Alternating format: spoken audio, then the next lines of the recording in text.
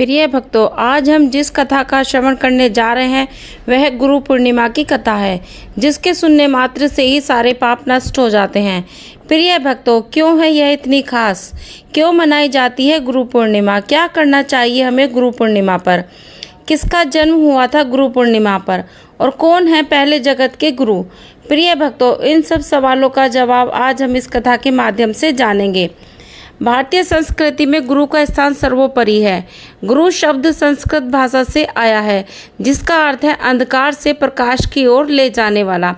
गुरु ही वह व्यक्ति है जो हमें अज्ञान के अंधकार से ज्ञान के प्रकाश की ओर ले जाता है। गुरु पूर्णिमा का पर्व महर्षि वेदव्यास के जन्मदिन के रूप में भी मनाया जाता है। महर्षि वेदव्यास ने वेदों का संकलन किया और महाभारत जैसे महाकाव्य की रचना की, इसीलिए इस दिन को व्यास पूर्णिमा भी कहा जाता है।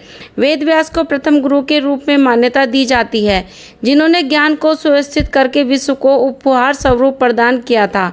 हिंदू धर्म के अतिरिक्त बौद्ध धर्म में भी इस दिन का विशेष महत्व है, क्योंकि इसी दिन गौतम बुद्ध ने सारनाथ में अपने 5 शिष्यों को प्रथम उपदेश दिया था, जिसे धर्म चक्र प्रवर्तन के नाम से जाना जाता है। जैन धर्म में भी इसी दिन को महत्वपूर्ण माना जाता है, क्योंकि इस दिन ही भगवान महावीर ने अपने प्रथम शिष्य गौतम गणधर को दीक्षा दी थी। गुरु पूर्णिमा के दिन शिष्य अपने गुरुओं की पूजा अर्चना करते हैं और उनसे आशीर्वाद प्राप्त करते हैं।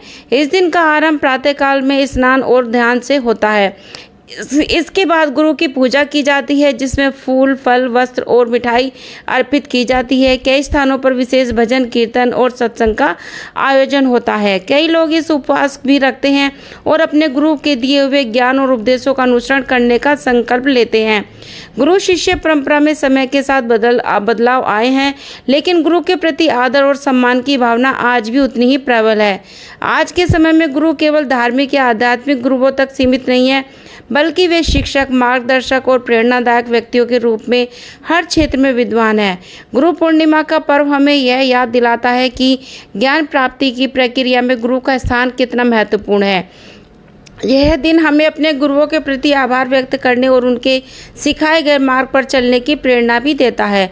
पूर्णिमा तिथि पर भगवान वेदव्यास का जन्म हुआ था, इसीलिए इस तिथि पर पूर्णिमा पर्व के मनाया जाता है। वेदव्यास ने कई वेदों और पुराणों की रचना की थी और इस खास अवसर पर भगवान विष्णु, माँ लक्ष्मी और वेदव्यास जी की पूजा अर्चना करने से खास महत्व है।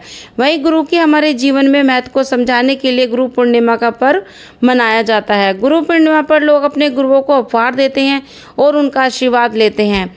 यह पर्व न केवल हमारे गुरुओं के प्रति आदर और सम्मान का प्रतीक है, बल्कि यह हमें ज्ञान और सच्चाई की ओर अग्रसर होने की प्रेरणा भी देता है।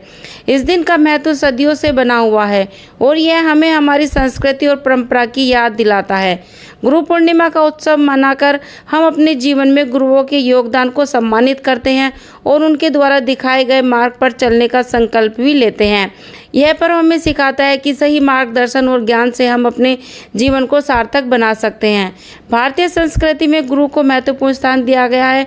गुरु के बिना अज्ञान के अंधकार को दूर कर पाना असंभव माना गया है। गुरु पूर्णिमा के दिन स्नान, दान और उपवास के कार्य शुभ फलदायी माने गए हैं।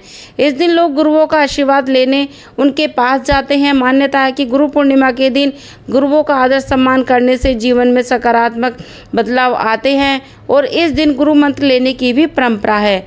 क्यों खास है गुरु पूर्णिमा का पर्व? सनातन धर्म में गुरु पूर्णिमा के दिन वेदों के रचयिता वेदव्यास जी का जन्मोत्सव मनाया जाता है। मान्यताओं के अनुसार इस दिन महर्षि वेदव्यास जी का जन्म हुआ था, इसीलिए गुरु पूर्णिमा को व्यास पूर्णिमा के नाम से भी जाना जाता है। महर्षि वेदव्यास को जगत का प्रथम गुरु माना जाता है। शास्त्रों के अनुसार महर्षि वेदव्यास भगवान विष्णु जी के रूप है। वेदों में गुरु को ब्रह्मा, विष्णु और महेश का स्वरूप बताया गया है। गुरु के साथ ही माता पिता को भी गुरु के तुल्य मानकर उनसे सीख लेना चाहिए और उनका सम्मान करना चाहिए। मान्यता है कि गुरु के आशीर्वाद से जीवन को खुशहाल और सफल बनाया जा सकता है। गुरु पूर्णिमा गुरु और शिष्य के पवित्र संबंध का प्रतीक है। इस दिन शिष्य को अपने गुरु के प्रति आभार व्यक्त करना चाहिए। यह विशेष पर्व गुरुओं के प्रति सम्मान प्रकट करने के लिए। आइए जानते हैं जगत का प्रथम गुरु वेद व्यास जी का जन्म कैसे हुआ था। विश्व के पहले पुराण विष्णु पुराण की रचना करने वाले महर्षि पराशर एक बार यमुना नदी के किनारे भ्रमण करने निकले। भ्रमण करते हुए उनकी नज़र एक सुंदर स्त्री सत्यवती पर पड़ी। मछुआरे की पुत्री सत्यवती दिखने में तो बेहद आकर्षक थी, लेकिन उसकी देह से हमेशा मछली की गंध आती थी, जिसकी वजह से सत्यवती को मत्स्यगंधा भी कहा जाता था। सत्यवती से उन्होंने नदी पार करवाने की गुजारिश की।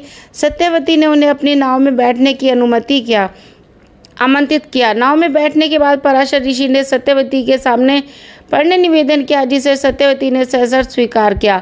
सत्यवती ने द्वीप पर ही एक पुत्र को जन्म दिया, जो जन्म के साथ ही महाज्ञानी था। सत्यवती और पराशर की संतान का रंग काला था, जिसकी वजह से उसका नाम कृष्ण रखा गया। यही कृष्ण आगे चलकर वेद व्यास के नाम से प्रसिद्ध हुए। द्वैपायन द्वीप पे जाकर तपस्या करने और काले रंग की वजह से उन्हें कृष्ण द्वैपायन नाम दिया गया, जो आगे चलकर वेदों की रचना करने के कारण वेद व्यास के नाम से प्रसिद्ध हुए। उन्होंने वेदों के विभाग किए, इसीलिए तभी से उनका नाम व्यास पड़ा। उन्होंने 18 पुराण, भागवत, महापुराण सहित लिखा। उन्होंने ही महाभारत की रचना की, जिसे नॉन स्टॉप लिखने के लिए गणेश जी को आमंत्रित किया गया था। जहां गणेश जी की शर्त थी कि बीच में मैं कुछ बोलूंगा नहीं, यदि आपने मेरे लिखने से पूर्व होने के पहले ही श्लोक बोल दिया तो ठीक, अन्यथा मैं उसी समय उठकर प्रस्थान कर दूंगा। व्यास जी ने स्वीकार किया। इस तरह उन्होंने 1 लाख श्लोक वाला महाभारत ग्रंथ लिखा, जिसे पंचम वेद की संज्ञा दी गई। श्रीमद् भागवत गीता वहीं से ली गई है। महाभारत को जहां भगवान गणेश और व्यास ने मिलकर बनाया था, वह गुफा अलकनंदा और सरस्वती नदी के संगम तट पर मौजूद है। यह पवित्र स्थान देवभूमि उत्तराखंड में बद्रीनाथ धाम से करीब 3 किलोमीटर की दूरी पर है और इस गुफा में व्यास जी ने अपना अधिक समय गुजारा था। महाभारत समेत कई पुराणों की रचना की थी। व्यास गुफा को बाहर से देखकर ऐसा लगता है कि मानो कई ग्रंथ एक दूसरे के ऊपर रखे हुए हैं, इसीलिए इसे व्यास पोथी भी कहते हैं। लोगों को आलसी, अल्पायु और मंद बुद्धि व पापों में लिप्त देखकर उन्होंने वेदों का विभाजन किया, इसीलिए वेद व्यास कहलाए। स्त्री, शूद्र आदि वेदों से वंचित न रहे, इसीलिए महाभारत की रचना की। 18 पुराणों और उपपुराणों की रचना करके कथाओं द्वारा वेदों को समझाने की चेष्टा की। इस प्रकार कर्म, उपासना व ज्ञान का विस्तार करने के लिए जो कुछ करना था सब किया। कहते हैं कि ऋषि वेद व्यास कलिकाल के अंत तक जीवित रहेंगे, तब वे कल के अवतार के साथ होंगे। माना जाता है कि महाभारत युद्ध के बाद बहुत समय तक साजिक जी में रहे और उसके बाद वे तप कर और ध्यान के लिए हिमालय की पर्वत श्रृंखलाओं में लौट गए। दोस्तों, वीडियो लाइक करें, शेयर करें, चैनल को सब्सक्राइब करें और बेल आइकन पर क्लिक करें ताकि मेरी नोटिफिकेशन आपको मिल जाए। जय श्री मरनारायण, जय श्री गुरुदेव महाराज की जय। Bye bye, take care.